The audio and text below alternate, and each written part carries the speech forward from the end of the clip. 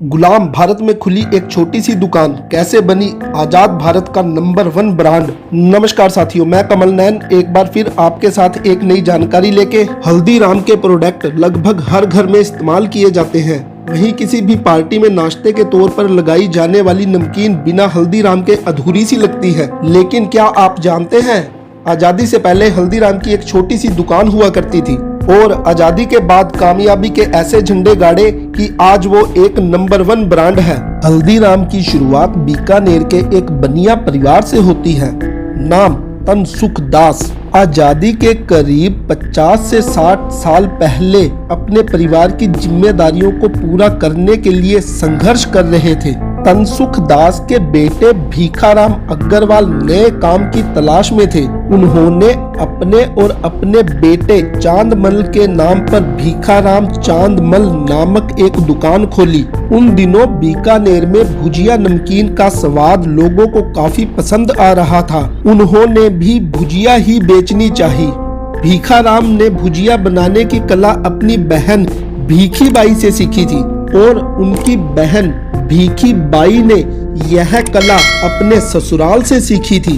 Bhikhi by जब भी मायके आती तो भुजिया साथ लेके आती थी।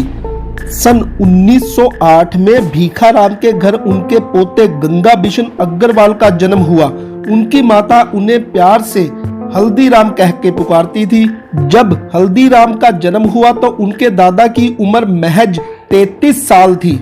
उस जमाने में जल्दी शादी हो जाया करती थी। खैर, इस बात को छोड़ो, पर हल्दीराम ने बचपन से ही अपने घर में नमकीन बनते हुए देखी। छोटी सी ही उम्र में ही वह घर और दुकान के कामों में हाथ बटाने लगे। वे काम करने में हिचकिचाते नहीं थे। उनके अंदर सबसे अच्छी खूबी यह थी कि वह किसी काम को बड़ी मेहनत व लगन से सीखते थे। उन्होंने जल्दी ही भुजिया बनाना भी सीख लिया।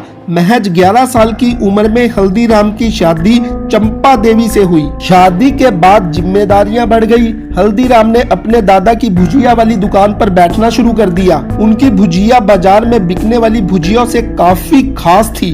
वह भुजिया के व्यापार को बढ़ाना चाहते थे। इसके लिए उन्हें कुछ अलग करने की जरूरत थी। ऐसे में हल्दीराम ने अपनी भुजिया के स्वाद को बढ़ाने के लिए कुछ बदलाव किए। बदलाव की हुई भुजिया का स्वाद लोगों को काफी पसंद आया। उनकी नमकीन बाजार में बिकने वाली नमकीन से काफी जायकेदार थी और अलग थी। समय के साथ परिवार बढ़ता रहा। पारिवारिक झगड़े भी उन्हें परेशान करने लगे और पारिवारिक झगड़े भी बढ़ते गए और हल्दीराम ने आखिर में अलग होने का फैसला किया। परिवार से अलग होने के बाद हल्दीराम ने बीकानेर में साल 1937 में एक छोटी सी नाश्ते की दुकान खोली, जहां बाद में उन्होंने भुजिया बेचनी भी शुरू की। वह इसके जरिए मार्केट में अपना नाम जमाना चाहते थे। कहा जाता है कि हल्दीराम हमेशा अपनी भुजिया का स्वाद बढ़ाने के लिए कुछ न कुछ नए एक्सपेरिमेंट करते रहते थे। अभी तक मार्केट में लोगों ने जिस भुजिया का स्वाद चखा वह थोड़ी नरम, मोटी और गठिए के समान थी। इस बार उन्होंने उसके रूप को ही बदल डाला। हल्दीराम ने एकदम पतली भुजिया बना डाली। ये बहुत ही चटपटी, क्रिस्पी थी। इस तरह की भुजिया नमकीन अब मार्केट में नहीं थी। जब लोगों ने हल्दीराम की इस भुजिया का स्वाद चखा तो उन्हें काफी पसंद आया।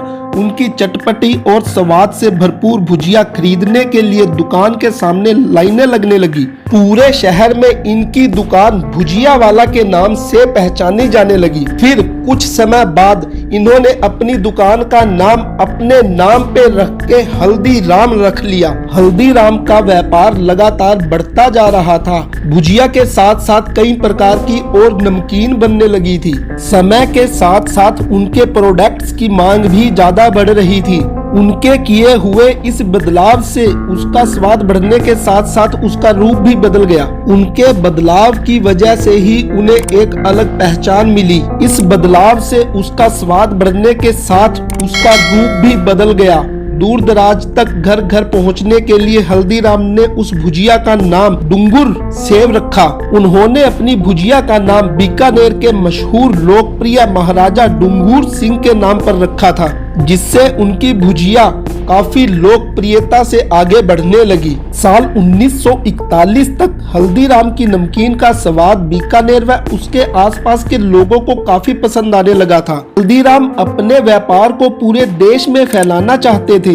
एक बार वह कोलकाता में एक शादी में शिरकत करने पहुंचे तो अपने साथ भुजिया लेके गए थे। उनकी भुजिया का स्वाद उनके रिश्तेदारों और दोस्तों को काफी पसंद आया। उनके रिश्तेदारों ने उन्हें कोलकाता में एक दुकान खोलने को कहा। हल्दीराम को यह सुझाव काफी पसंद आया। हल्दीराम ने एक ब्रांच कोलकाता में खोल दी। आगे उनके पोते शिव कुमार और मनोहर ने उनके कारोबार को संभाला। उन्होंने कारोबार को पहले नागपुर और फिर दिल्ली तक पहुंचाया। साल 1970 में पहला स्टोर नागपुर में खोला गया। वहीं साल 1982 में देश की राजधानी दिल्ली में दूसरा स्टोर खोला गया। दोनों जगहों पर प्लांट लगाए गए। इसके बाद पूरे देश में हल्दीराम के प्रोडक्ट बिकने लगे। देखते ही देखते यह मांग विदेशों तक पहुंच गई और विदेशों में भी हल्दीराम के स्टोर खुल गए। अब देश के साथ साथ विदेशों में भी हल्दीराम ने अपना पूरा व्यापार फैला दिया था। उनके प्रोडक्ट, उनकी क्वालिटी और उनके स्वाद ने कंपनी को नंबर 1 ब्रांड बना दिया। हल्दीराम का ब्रांड समय के साथ साथ तरक्की कर रहा था।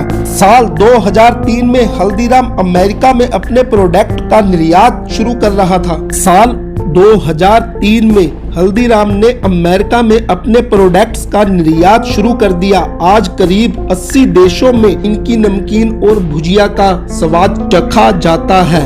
फिर साल 2015 में कंपनी को बड़ा झटका लगा। अमेरिका ने हल्दीराम के निर्यात पर रोक लगा दी। उनका कहना था कि हल्दीराम अपने प्रोडक्ट्स में कीटनाशक का इस्तेमाल करता है, जिसकी वजह से हल्दीराम के प्रोडक्ट पर रोक लगा दी गई। बावजूद इसके कंपनी के बिजनेस पर कुछ खास असर नहीं पड़ा।